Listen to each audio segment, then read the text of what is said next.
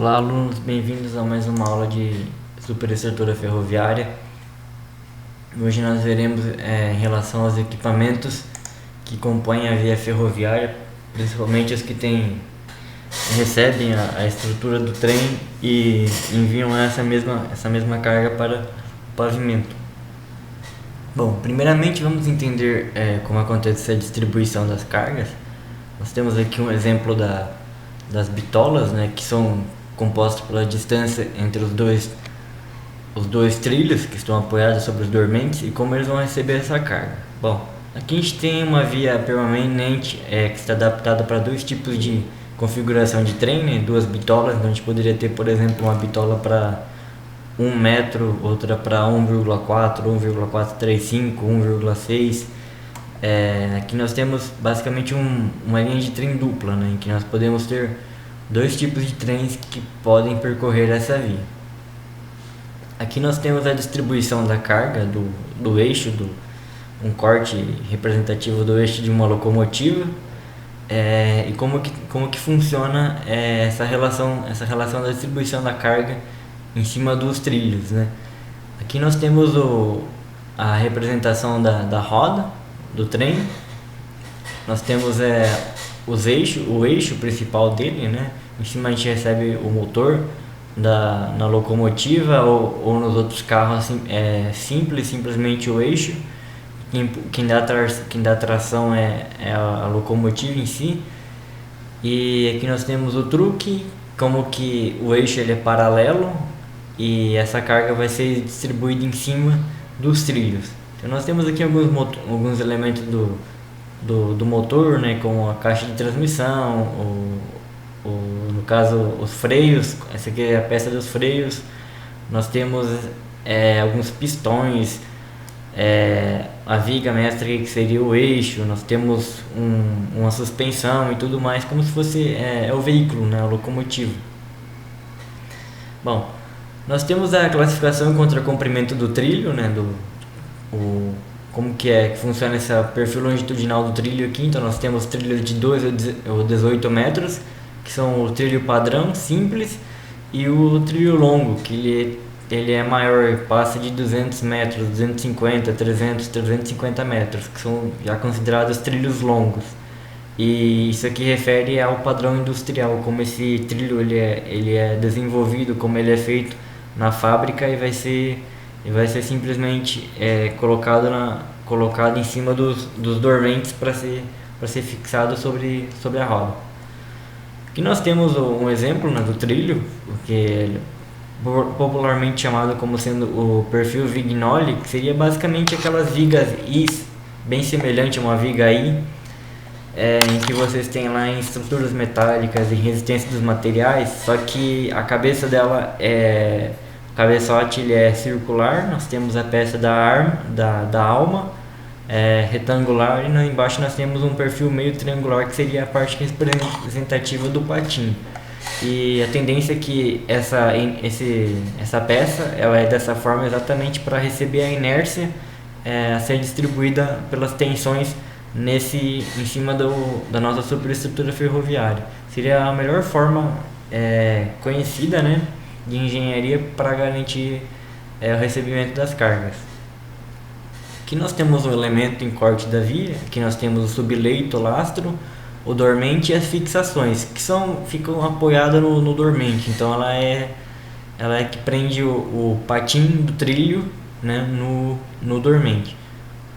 Aqui nós temos os elementos em seção de corte, e fazendo uma avaliação numa vista superior nós temos aqui os trilhos, os dormentes e os retensores, que é o que mantém cada dormente fixado no lastro. Aqui nós temos o perfil Vignoli simples, como eu tinha falado. A cabeça dela na verdade chama-se boleto.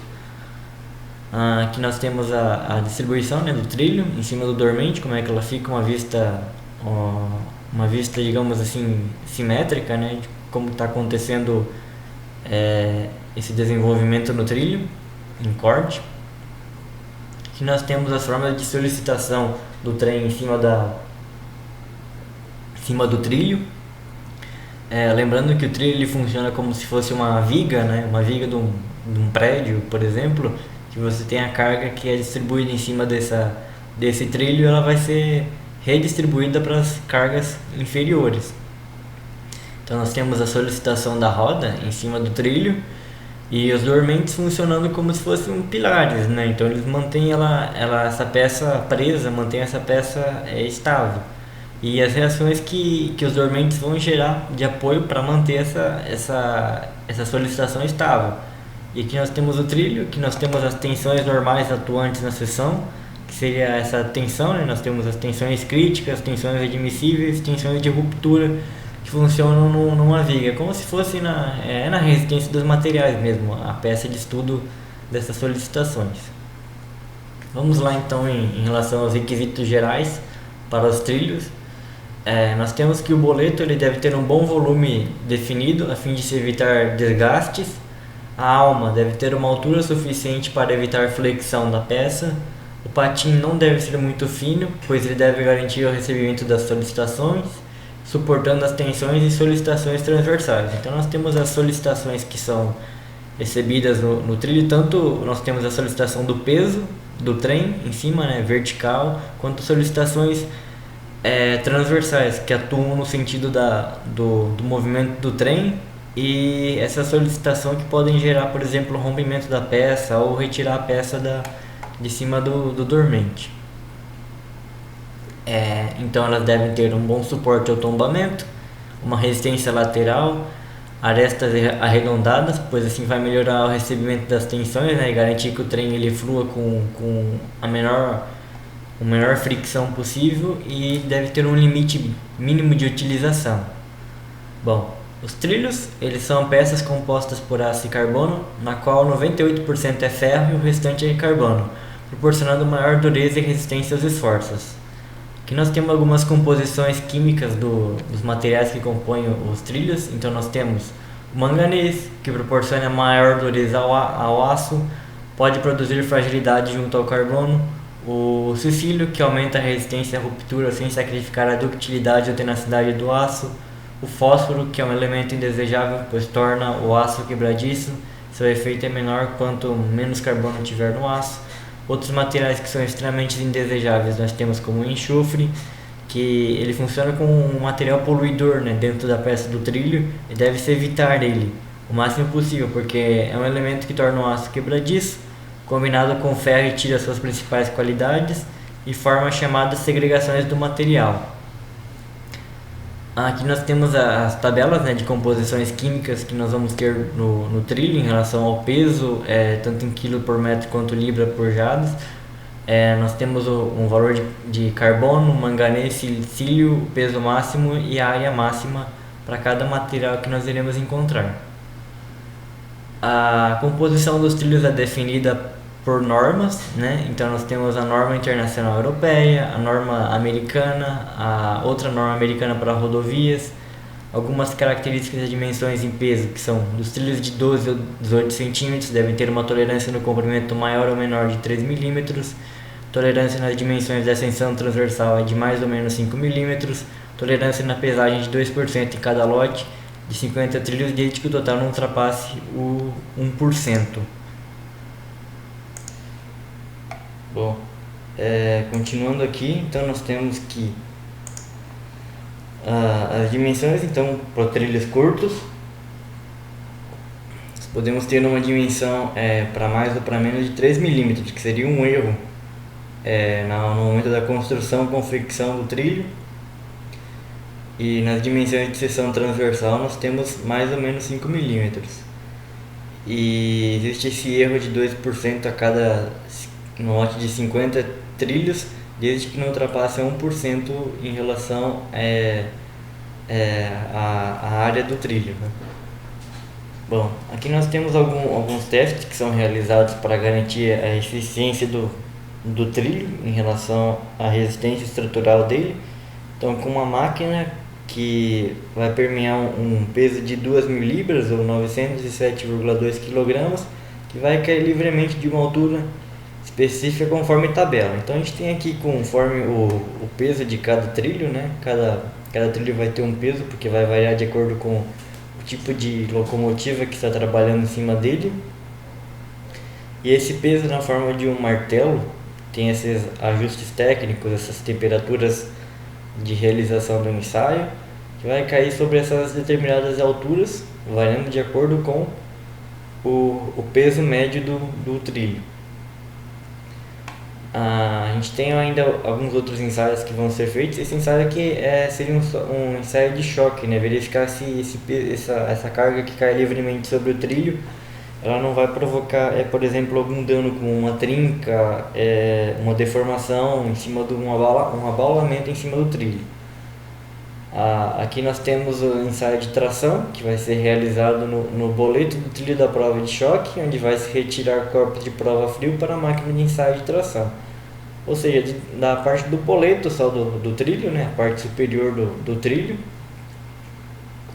vão se realizar esses ensaios de ruptura de 70 a 85 kg força por milímetro quadrado, ou seja, vai ser aplicada essa carga transversal em cima do trilho e vão se verificar a ruptura, vão ser calculados os limites de elasticidade, 35 a 40 kg por milímetro quadrado, no caso seria um ensaio avaliando a lei de Hooke, né, a deformação da tensão que está executando no trilho em relação à elasticidade dele, características a serem avaliadas como o alongamento dele, e se 10% do material não satisfazer as especificações, a corrida será rejeitada. Ou seja, toda essa parte que foi feita a corrida, ele quer dizer, seria a linha de produção daquele específico trilho com a composição sendo realizada. Aqui existem os ensaios, como por exemplo o ensaio de dureza Brinell, que vai se utilizar uma esfera de 10 mm de diâmetro e um esforço médio de 3.000 kg durante alguns segundos, em que vai se verificar essa dureza do material, né? Então você vai ter aqui uma carga sobre a área é essa superfície S, a área é calculada por essa fórmula aqui, né? Como nós temos uma seção circular, nós vamos ter o π vezes em função do d sobre 2, onde nós temos essa retirada do material mais externo para a linha mais interna do trilho. O dzão é o diâmetro externo e o dzinho seria o diâmetro interno, e onde esse ensaio ele deverá perfazer maior ou igual a 210 kg por milímetro quadrado de ensaio. Ainda sobre o ensaio de dureza Brinell, pode-se deduzir o valor aproximado da resistência à ruptura igual a 0,35 dB, que é o valor calculado aqui em kg por milímetro quadrado. Esse valor aqui podem perceber que é esse kg por milímetro quadrado? É a tensão atuante no elemento. A dureza do trilho é uma das mais importantes propriedades deste, e ela que vai determinar o desgaste provocado pelo atrito das rodas dos veículos, principalmente nos trechos em curva. Deixa eu acertar uma coisinha aqui. Bom, retornando aqui, nós sabemos que as ferrovias elas têm demandado cada vez mais materiais maiores e mais pesados para transportar mais materiais, né? Então, principalmente as linhas férreas, que levam minérios, levam ferro, bauxita e por aí vai. Essas aqui são algumas empresas, e a gente sabe que devido a isso acontecem maiores desgastes em curvas devido ao peso do material, né? Às vezes você tem um material que está num estado sólido, está num estado até mesmo líquido, e que ele pode ser acentuado essa inércia dele em cima da curva. Então existem dois métodos para aumentar a vida útil dos trilhos, que são os tratamentos térmicos e a utilização de aços especiais, essas ligas de aço na composição ferroviária. Então nós temos alguns tratamentos químicos, como por exemplo o resfriamento do aço, aqueles famosos resfriamentos muito rápidos, que você pega um material extremamente quente e resfria ele rapidamente, que faz com que ele ganhe uma resistência interna do material muito alta. Em alguns casos foi feito o recozinhamento após essa tempera, né, que é essa questão de você levar um material que está vindo com uma escória de forno muito alta para resfriamento, e percebe que se fazer esse recozinhamento, ou seja, mais uma vez colocar ele para resfriar, tem gerado um aço com uma melhor dureza e melhor tenacidade, né, melhor capacidade de distribuição da carga, e conhecido como recozimento após têmpera, né? Que seria esse retemperamento, esse recozinhamento do material. Vamos ver agora alguns problemas oriundos em trilhos, que são relacionados a vazios, né? Formação de bolsas de contração, digamos, bolsas de ar no trilho por má temperização, segregação, que seria a perda de material, inclusões, que são algumas deformações, fissuras transversais e defeitos de laminação. Isso aqui é bastante comum quando você tem uma linha férrea passando várias vezes, né, diretamente em cima do boleto, você vai tendo laminação, né, do material e vai perdendo área. Alguns defeitos originados de serviço, ou seja, de utilização do material, que são deformação nas pontas, alta tempera superficial, que seria basicamente que você, depois que é feito o temperamento, né, passado da temperatura muito alta para uma temperatura muito fria rapidamente, às vezes isso é feito de forma só superficial, não é concomitando no interior do material, escoamento do material na superfície do boleto, ataque da alma e do patim por corrosão atmosférica, desgaste por atrito, principalmente nos trechos em curva, desgaste ondulatório, fissuras transversais e trincas de fadiga que tem início no boleto e progridem até o trilho sofrer ruptura. Aqui a gente tem um cálculo que leva em conta a resiliência, né, o quanto que o trilho ele aguenta e por tempo que ele tem de duração de uma carga. Esse cálculo aqui vai levar em consideração como um índice de fragilidade do aço, né? Ele é aplicado em torno de 2% dos trilhos, ou seja, apenas um teste feito em 2% da linha férrea atuante. Obviamente porque você tem linhas férreas muito extensas, né? Então é feito em 2% em alguns trechos críticos para se avaliar como está agindo esse trilho, se está trabalhando adequadamente. Então são feitos corpos de prova nessas dimensões aqui, onde vai se fazer um entalhe com ferro redondo de 2 mm e vai se submeter a choques sucessivos até se gerar fratura no material. Sabendo que o trabalho do choque ele é feito nessa medida aqui quilograma por metro, nessa letrinha θ aqui, então a resiliência é dada por esse pezinho, que seria esse θ, que é quanto quilograma por metro que é aplicado, sobre a área da seção fraturada, onde para se garantir que essa seção do trilho é resiliente, se deve atingir o pezinho, né, que é esse trabalho de choque, em 3 kg/metro por centímetro quadrado. E assim nós temos a resiliência do material, deve ser superior desse valor. E não leva a resultados muito conclusivos, mas é importante, como forma de registrar, se aquela seção pelo menos está trabalhando. Por exemplo, está avaliando só em 2% de toda a seção de uma linha férrea, você pode garantir que pelo menos os trechos de maior solicitação, como trechos em curvas, zonas em que você tem muito trafegabilidade de trens, esteja pelo menos trabalhando adequadamente. Bom, aqui nós temos algumas imagens mostrando defeitos no material, como por exemplo escoamento do boleto, né? Ele começa, o boleto é a parte superior aqui, então nós temos que ele está sofrendo um escoamento devido a alguns problemas, provavelmente pode ser problemas já oriundos de fábrica, como pode ser problemas ocasionados devido à passagem do trem, né? Aqui que gera esse escoamento aqui, que vocês podem entender esse escoamento como sendo uma flambagem do material, né? Então aqui não dá muito claro para ver se teria que dar um zoom aqui para perceber que o material ele tá sofrendo aqui nessas regiões aqui também um escoamento, né? Ele está perdendo um pouco da composição volumétrica dele. Aqui a gente tem um desgaste por patinação, né, que é de tanto que a roda passar por cima está gerando essa deformação aqui em cima do boleto. Desgaste lateral por atrito, né, conforme o trem passa aqui em cima, então ele vai gerando um atrito, então ele vai tendo perda de material aqui. Aqui nós temos para superestrutura ferroviária a escolha do trilho que a gente vai estar utilizando. Então a gente tem os tipos nominais aqui que está disponíveis no Brasil, está em TR, 25, 32, 37, 45, 50, 57, 68. Existem outros trilhos, modelos, mas é basicamente esse aqui. Esses números aqui ficariam então TR25, TR32, TR68. Esse valor aqui é referente a basicamente a aproximação do peso calculado em quilograma por metro. Esse valor aqui dado em quilograma por metro, notem que ele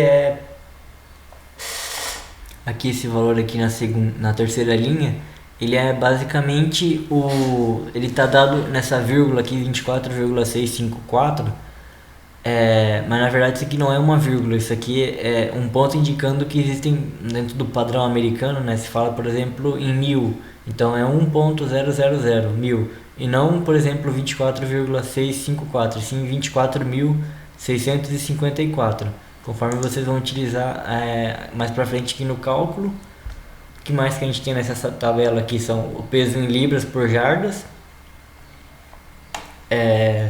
a área de cada seção do boleto, da alma e do patim para cada composição do trilho, momento de inércia da peça, módulo de resistência, centímetros quadrados de cada boleto, patim, e o raio de giração. Isso aqui é útil para o boleto, né, que é a peça circular do trilho. A determinação, para a gente determinar o trilho, primeiro a gente vai determinar a carga que vai estar nesse trilho e depois a gente vai determinar a escolha desse trilho com base nessa carga. Então nós temos essa fórmula aqui, que nós temos a carga por eixo, né, calculado, vezes esse CD, então carga por eixo por coeficiente dinâmico, que é o coeficiente de impacto, que é obtido em variação da velocidade ao quadrado por 30.000 mais 1, e esse aqui vai ser o valor do CD. Após se calcular o valor do P de cálculo, é multiplicado por 2. Esse 2 aqui, ele nada mais é do que a determinação da carga de cálculo, obviamente, mas ele é um valor, digamos, de segurança, o coeficiente de majoração, dado por quilograma por metro, esse Nzinho, que é a nossa carga, vezes o 2, que é o fator de segurança, para garantir que, se houver sobrecarga no trilho, a gente tenha uma boa concomitância no resultados obtidos, né, na deformação. Então por isso que se considera que a gente tem duas vezes a carga que realmente às vezes está atuando no trem, do trem para o trilho. Vamos dar um exemplo prático aqui. Então, cálculo de carga nos trilhos. Supondo que um tráfego será gerado por uma locomotiva de peso máximo de 20 toneladas por eixo, numa velocidade de 80 km por hora, então qual seria o perfil de trilho que nós poderíamos estar utilizando? Bom, então nós temos aqui a nossa fórmula, né? Bastante simples. Temos que calcular primeiro o nosso CD. Nós já temos a velocidade que é 80 km por hora, então basta que nós substituamos na fórmula. Esse valor aqui vai dar 1,21. Esse é o nosso CD, coeficiente dinâmico ou de impacto. O P de cálculo é gerado pelo valor do peso da locomotiva em toneladas, que vai ser 20 vezes 1,21, vai ser igual a 24,2. Esse valor aqui está em toneladas, então nós vamos ter que multiplicar por 10 ao cubo, então vai dar 24.200 kg força, né, que a gente vai multiplicar agora por 2, isso aqui tem tonelada, então a gente passa para quilograma, vezes 2, que é o coeficiente de segurança de majoração, nós vamos chegar em 48,4 mil kg por metro. Para a gente saber qual trilho a gente vai utilizar, a gente vai vir aqui, marca esse valor, 48,4. Aqui na nossa tabela a gente tem o peso calculado em quilograma por metro. Qual que seria o valor do trilho que corresponderia a aproximadamente 48,4? Aqui nós temos 645 kg por metro, mas o nosso deu 48,4, se eu não me engano, 48,4. Então nós vamos utilizar com segurança o TR50, né, que seria o valor mais aproximado para cima, né? Então que é 50.349 kg por metro. Então nós temos que o TR-50 vai compor o tipo do trilho que nós vamos utilizar. Esse será o nosso trilho, TR-50. Avaliando como ocorre agora a inclinação da roda sobre o trilho, existem os valores máximos e mínimos em que a roda pode circular sobre o trilho sem gerar desgaste excessivo ou mesmo a perda da estabilidade. Se a roda sair do trilho, vai acontecer o que? O trem vai sair da linha férrea e vai acarretar acidentes, né? No caso, o famoso descarrilhamento. Avaliando a seção transversal nos trilhos, nós temos que ela é dada por esse ângulo beta aqui, que é geralmente 60 graus, ou seja, nós temos o nosso trilho e aqui nós temos o elemento da roda passando em cima do nosso trilho.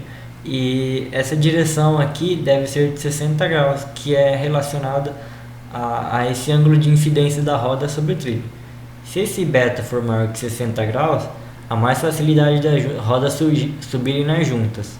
Se for menor que 60 graus e houver discordância no alinhamento das pontas do trilho, há maior facilidade das rodas subirem nas juntas. Então, nos dois casos, vai causar o que? Descarrilhamento. Então, é necessário evitar. O boleto do trilho está sujeito a desgastes laterais e verticais, como eu havia falado anteriormente.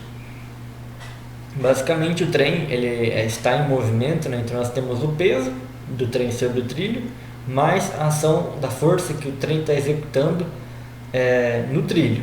Quanto maior essa velocidade do veículo ferroviário, maior vai ser essa força incidente em relação ao trilho. Então a gente tem aqui algumas relações que são de composição do trilho, né? Composição do material. Então as larguras C e alturas são estabelecidas para atender aos esforços horizontais e verticais que o trilho está submetido. O desgaste da altura E, nessa alturazinha E do boleto, pode atingir até 2 mm em vias principais e 15 mm em vias secundárias. A largura do boleto C, né, deve guardar com a altura uma relação com a altura E, tal que o desgaste lateral não obriga a substituição do trilho. Então, avaliando o boleto, nós temos que o comprimento pela alturazinha dele deve variar de 1,6 a 1,8, ou seja, deve ser proporcional. E aqui nós temos tracejadozinho uma zona de desgaste do trilho. Bom, o desgaste do boleto deve ocorrer no mesmo tempo que o desgaste por oxidação da alma e do patim. Isso é visto como uma forma de garantir que o material não seja substituído só uma peça, né? Que substitua todo o trilho, toda aquela parte do trilho que esteja sendo deformada. E é importante a relação entre a altura do trilho H e a largura do patim L. E essa relação é importante para responder ao esforço vertical P e também a força lateral FT, que seria um braço, né, que está gerando aqui vezes a altura, que vai gerar essa composição aqui, ó, que vai ser mais esse momento P vezes L sobre 2. Ou seja, nós temos um momento aqui, um momento angular ainda na nossa peça. E aqui ele vai falar da importância de ter uma relação H da altura total do trilho pelo comprimento que seja de 1,0 a 1,1. Alguns coeficientes de utilidade e vida útil do trilho, que são basicamente definidos por o módulo resistente à flexão, que é 0,25 a 0,27 da área vezes a altura da seção transversal do trilho, e sobre P, que é o peso do trilho em kg por metro. E vai servir para comparar dois perfis diferentes de trilho, no caso que tiver maior valor e mais econômico, e também em relação ao que tiver menor peso para o mesmo valor do módulo resistente à flexão W. A durabilidade dos trilhos define os limites de uso do trilho, e até quando um trilho pode ser usado sem comprometer a segurança da circulação, e é de sua importância, pois afeta diretamente os custos de manutenção da via permanente. E várias indicações podem ser usadas para estabelecer esse limite, mas deve ser analisado em cada ferrovia. Ou seja, existe uma questão de vida útil também de cada trilho, né? De forma a estabelecer umas normas de segurança. O trilho, quando sofre qualquer tipo de desgaste, seja uma perda de área, seja um atrito excessivo que gera ruptura, uma flambagem nele, algumas escoriações, pode ser necessário substituir todo aquele perfil de trilho. Então, às vezes você tem uma peça que tem 30 metros, como a gente tinha comentado antes, um trilho um trilho curto de 30 metros, substitui a peça inteira. Se for um trilho de 300 metros, dependendo da falha, a gente vai ter que substituir todos aqueles 300 metros de trilho para garantir a segurança estrutural da via. Nós temos valores de limite de 12 mm de desgaste vertical no boleto para as linhas principais e um limite de 15 a 20 mm de desgaste vertical do boleto para as linhas secundárias. Essas aqui são as linhas de transposição, né? A gente tem a linha troncal e as linhas secundárias, por onde tem tráfego de veículos. A perda de peso é limite de 10% para trilhos até TR-45 e 15% para trilhos maiores. E o limite de 25% da perda da área do boleto. Então a gente está tendo aqui, a gente pode ter até uma perda maior do peso do trilho, de 15 a 20%, para aquele nosso trilho que a gente calculou, né, que era o TR-50, por exemplo. Desgaste lateral do boleto, que é dado por esse ângulo O aqui, né, que pode atingir no máximo 32 a 34 graus. Seria em relação à carga do peso em cima do trilho, né, o quanto que ele pode ter de desgaste vertical. E a emergir da extremidade superior do boleto, né? Nós temos ele aqui, ele não pode atingir mais do que esses valores aqui estipulados. Bom, podemos relacionar estatisticamente a perda de peso dos trilhos em função do número de toneladas que circulam sobre os mesmos. Então pode-se prever qual será a vida total do nosso trilho. A perda de peso em quilograma por metro, que refere-se à passagem de 9 milhões de toneladas métricas de carga, em média, quase 9 milhões e 1.000 toneladas métricas de carga, que vai ser dado em função do raio dp 433 sobre o raio, né, que é essa variação da perda, e em função da área do boleto, que é o peso do trem sobre a área da seção do perfil em centímetros quadrados. E esse ΔS é a perda de área do boleto, né, vezes o ΔS. E admitindo-se como limite máximo o desgaste de 25% da área do boleto, nós teremos que a perda máxima que nós vamos ter em relação ao peso do material, né, tanto em relação ao peso quanto em relação à área do material, pode ser dada pela relação de 0,25 do peso sobre a área vezes o SB, que o SB é a área do boleto, só a área do boleto. Então a gente tem o trilho, só o boleto que está sendo calculado aqui. Em relação à perda do peso, no peso normal, 433 sobre o raio. Em relação a esse T aqui, que nós vamos calcular, que é o quê? Que é o tanto de toneladas brutas que o trilho suporta, que é dado pelo valor que a gente falou, o valor perda de peso máximo, pelas passagens que são, digamos, 9 milhões 72 mil vezes a perda de peso máxima sobre a perda de peso normal do trem. Esse vai ser o valor da nossa toneladas brutas que o trilho suporta. A tonelada, o TS que nós temos aqui é relacionado a toneladas brutas que o trilho suporta, e a outra é a tonelada que o trilho está recebendo.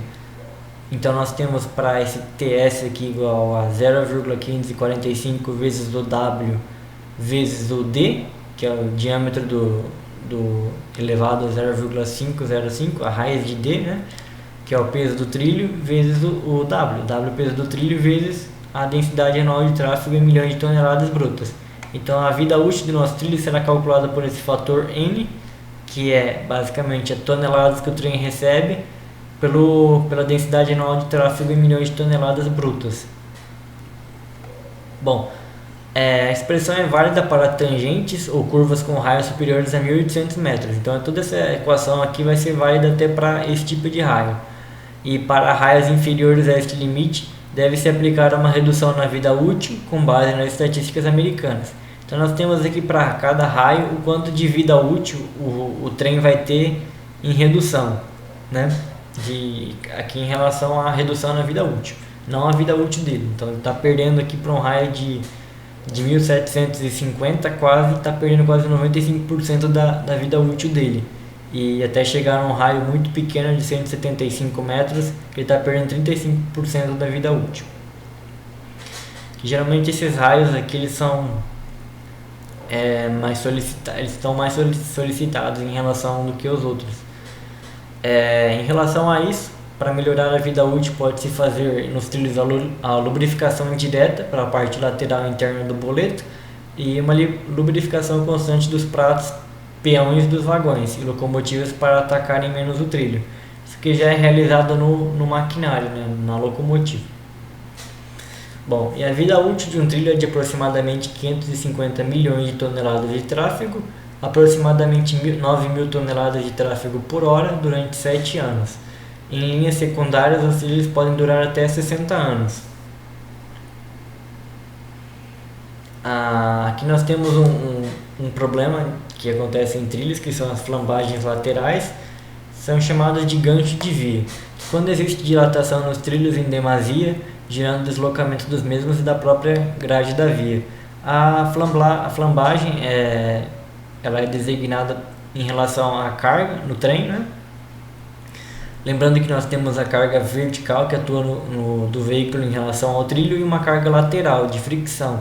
Nós podemos ver que boa parte do trem está sofrendo essa flambagem em relação ao carregamento lateral, que está modificando o trilho dele, fazendo com que ele sofra uma deformação aqui lateral para a direita. Esse tipo de deformação nós podemos ver que ele desloca o material, né? Ele gera essa deformação. Toda deformação está gerando o quê? Deslocamento do material. Ele não vai perder área, mas ele vai perder, obviamente, estabilidade aqui no trilho, né? Outra questão útil é a relação de fadiga, que é bastante comum, principalmente em trilhos e pontes ferroviárias, né? Materiais que sofrem muita fadiga já são materiais com uma composição metálica. E avaliando aqui nós temos que a fadiga é um fenômeno que leva o trilho à ruptura mesmo quando solicitado com uma tensão menor que a de ruptura. Isso acontece devido ao acúmulo de rearranjo dos cristais do metal que ocorrem a cada ciclo de solicitação. E as passagens intermitentes do trem ao longo dos anos constituem um carregamento cíclico que pode levar o trilho à ruptura por esse fenômeno. A figura abaixo ilustra as condições para que não haja ruptura por fadiga. Então nós temos uma tensão, um gráfico de tensão pelo log de N. Esse N aqui é o número de solicitações que está acontecendo no trem. Aqui nós temos um gráfico representando a ruptura. Então quanto maior a tensão que nós temos por mais que nós tenhamos uma solicitação não tão maior, não tão grande assim em número de anos, mas o trem ele vai sofrer essa tensão e vai gerar ruptura.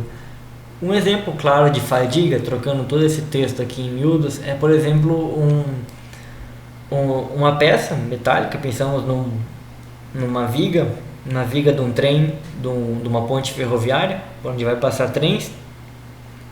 Essa viga ela é calculada corretamente para garantir a estabilidade em relação à carga do trem. Então o trem tem lá 20 toneladas por eixo, né, calculado o trem tipo dele, e se garante que aquela viga ela tem resistência suficiente para aguentar o trem, a passagem dele. Só que o que acontece? Todo material ele tem lá naquela lei de Hooke,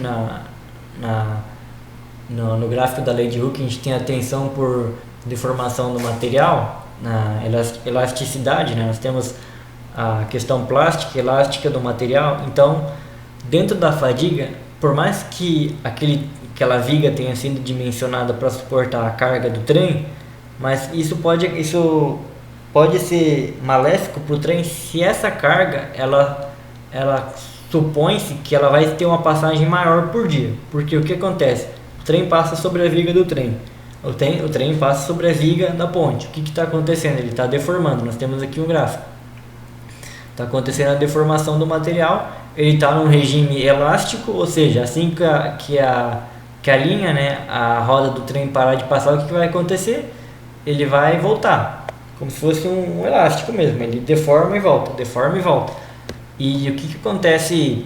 Porque ele foi dimensionado corretamente. Mas quando esse carregamento é muito cíclico, em que nós temos várias e várias linhas férreas passando por sobre aquela seção daquela viga, daquela peça, né, ou avaliando toda a ponte como como uma carga distribuída por todo o elemento, o que acontece? Acontece a fadiga, que é a ruptura não por excesso de carga, mas excesso de vezes em que aquela carga solicitou aquele elemento. Então, se a gente tem um trem passando por dia numa ponte ferroviária, é uma coisa.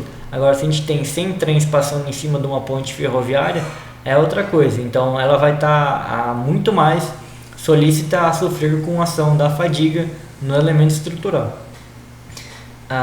Existem alguns textos que vou tentar publicar aqui para vocês, e artigos em relação a isso, né? O livro Resistência dos Materiais do Hibbeler tem uma parte que trata sobre esforço de fadiga, né, em peças, eixos, materiais em composição metálica, por exemplo, que sofrem muito mais questão de fadiga do que peças de concreto armado ou de madeira.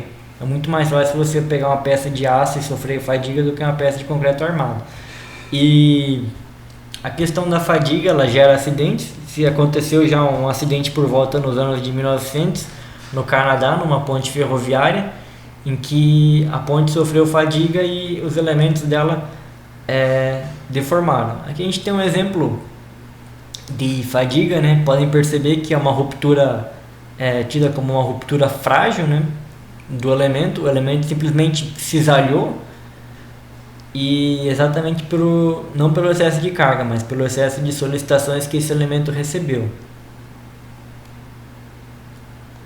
Aqui nós temos o trilho, que são talas de juntas que são colocadas entre os dormentes, né, e entre os trilhos, sobre os dormentes, para garantir que esses trilhos obviamente não se soltem. Deixa eu só pegar um exemplo para... Bom, pessoal, retomando aqui, eu só peguei alguns artigos em relação à fadiga e vou estar disponibilizando eles para vocês, mas tem um aqui interessante em relação à análise dinâmica e verificação da fadiga dos viadutos de acesso à nova ponte ferroviária sobre o Rio Sado. Esse aqui é um artigo publicado no Brasil, né, mas esse Rio Sado ele fica em Portugal, então eles fizeram alguns estudos na área nessa ponte ferroviária aqui, e eles avaliaram composição de fadiga em relação à carga do veículo, né?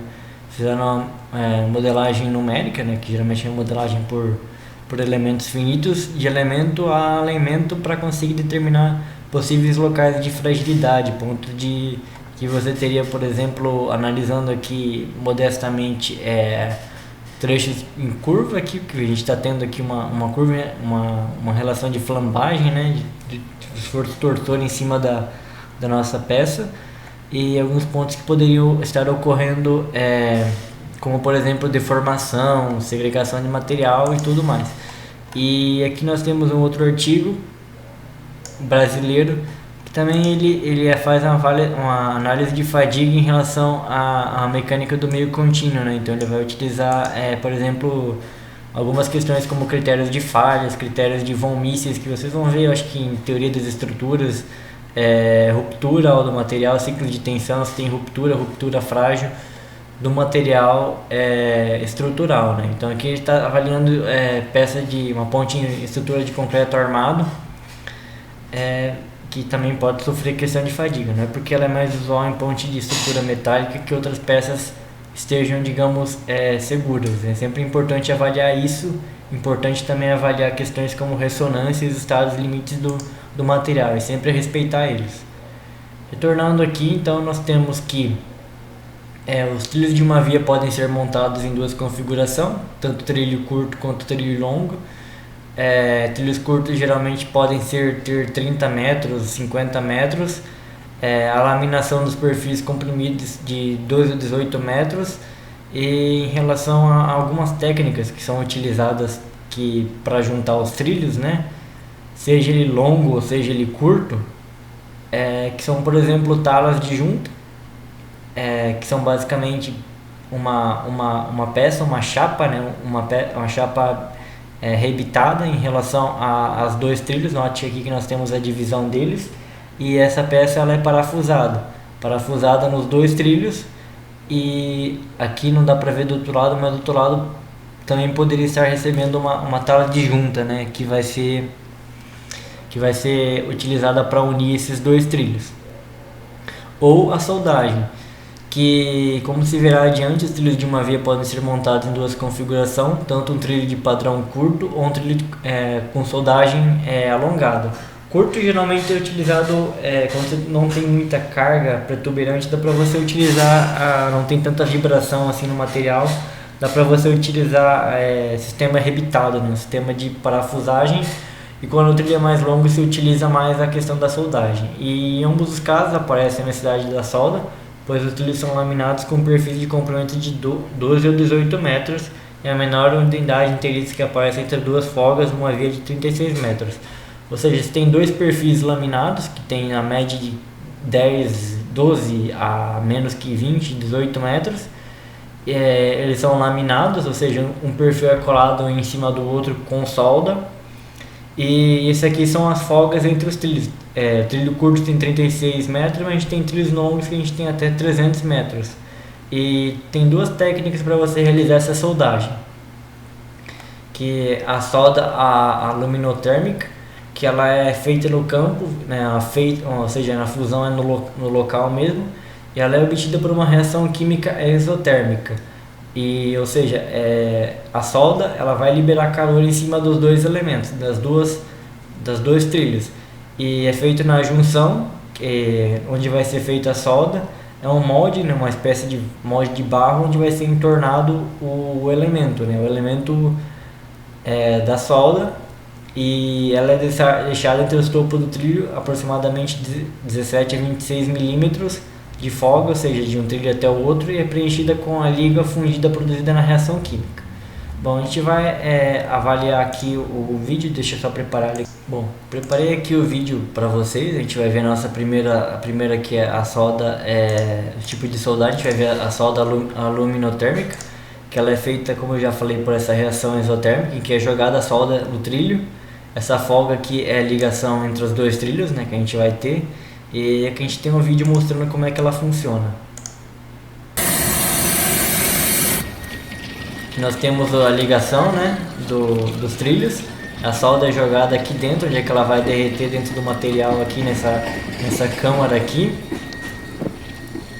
Ela está derretendo o material aqui dentro, e esse material obviamente vai estar num estado líquido extremamente quente, e ela vai derreter e vai ligar os dois trilhos. Vai no pé, porra. Vai lá no pé. Vai explodir não? Não, vai lá, agora já era. E as águas derramadinhas, mano, lá, vai lá. O cara tá tomando coragem para chegar mais perto aqui. Mano, pô, no mato é, mano. Já era. Ó o bagulho derretendo lá. Já vai tirar. Quando ele tirar, você põe lá perto pra nós ver. Quando ele tirar. Ah lá, agora sim. Ó o bagulho. Porra. Essa aqui é só da aluminotérmica, né? O material, como o próprio nome diz, é um alumínio que é colocado ali, ele é derretido, e ele que vai ligar os dois trilhos aqui. Bom, prosseguindo, a gente tem a solda por caldeamento, que o caldeamento é um processo de soldagem feito por uma máquina de solda no estaleiro. Ela constitui na fusão dos topos dos trilhos a serem soldados, e ao serem pressionados de 400 a 700 kg/força por centímetro quadrado em uma temperatura de 1100 graus centígrados, uma temperatura muito alta mesmo, né? Esse processo produz a melhor solda com quase as mesmas condições de resistência do material laminado. Entretanto, por limitações de transporte, os comprimentos das barras soldadas são limitados. Bom, esse sistema aqui ele é ligado a um veículo, né, a um trem, e ele consegue soldar bastante linhas férreas, e ele é superior ao solda por aluminotérmica, porque esse aqui ele é feito em loco, né? Obviamente todos eles são feitos em loco, mas ele é feito ponto a ponto, e esse aqui ele consegue cobrir uma margem maior por ser feito em cima de uma locomotiva. Vamos ver agora um videozinho mostrando como é que funciona a solda por caldeamento. Aqui nós temos já o veículo, né? Os operadores estão aqui nele, e vamos fazer primeiro a alocação dessa esteirazinha aqui em cima dos trilhos. Aqui a gente tem a junção dos dois trilhos. Eles estão, note aqui no começo que está vindo os dois trilhos, tem um operador aqui que está que ele está fazendo uma verificação manual, né, da distância entre esses trilhos até conseguir unir eles para realizar a soldagem.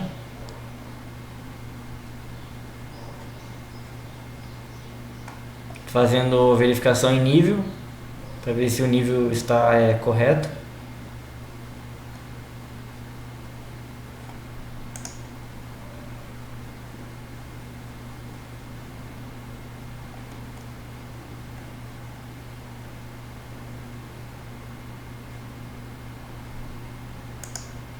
Agora vem a prensa, vai prender o material, né, para fazer a solda, posicionando, ligando os cabos, fazendo os procedimentos adequados e começou a soldagem ali, ó.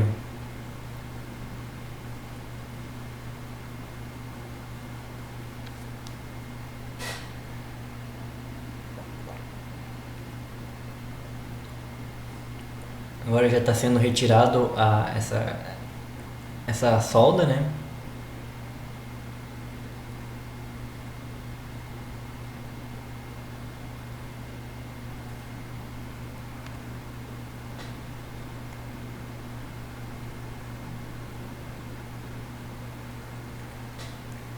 Então nos dois casos a gente tem o que? A soldagem que vai fazer o que? A união dos nossos dois trilhos, né? E assim a gente tem o trilho adequado para realizar. Aqui ele tem uma imagem mostrando como é que ele está funcionando em uma outra escala. Aqui nós temos as etapas preliminares, né, de alocação de trilho, está sendo feita com uso de maquinário aqui, prática um trilho curto, não deve ter nem 10 metros de extensão. Aqui é a execução da solda, né? E era isso em relação à parte de soldagem. Prosseguindo aqui, agora nós vamos ver alguns tipos de ligação, alguns tipos de acessórios que são feitos para fixar o trilho no dormente mesmo, né? Aqui nós temos a imagem que seria uma espécie de grampos, né, ou parafusos, que são chapas colocadas entre o trilho e o dormente para ligar as peças. Aqui a gente tem a fixação do tipo Denick, em que está sendo feito o trilho em cima do dormente, né? Fixação por parafuso. Aqui o dormente é de madeira. Fixação Denick aproximado por esse grampo parafusado entre o dormente de madeira e o trilho, né? Por essa chapazinha. Então não se tem uma ligação entre o dormente e o trilho. Ela a ligação é feita por essa fixação aqui. Não existe uma ligação direta no sentido, mas ele é ligado por uma estrutura intermediária. Fixação Pandrol, no caso aqui nós temos o dormente feito de concreto armado. Um retensor, né, que está prendendo o trilho aqui, ó, ele já está em cima do dormente, mas ele está já na camada de lastro, né, entre as duas camadas. Olha só o sistema dele, que está mantendo ele preso. Ele é fixado já aqui dentro do lastro mesmo. O retensor. O tire fond, que é feito por uma placa de apoio, parafusado também. Aqui nós temos o dormente de madeira. E para essa aula, eu vou finalizar aqui para não ficar muito grande. Eu vou dividir essa aula em duas. E muito obrigado por ter acompanhado e até a próxima aula.